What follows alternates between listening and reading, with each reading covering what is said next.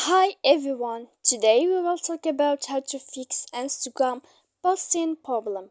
To know how to fix Instagram posting problem, you should just go to settings like this. After that, in this page, you will go to apps here, default apps, app settings. And when you will see this list, you will go down to find the application of Instagram here. And when you will see this page, you will go to full stop. When you will end this, you will enter to storage. After that, in this page, you will click clear cache, and then you will click clear data. And after all that, you can update your application. So please don't forget to support us by like and subscribe.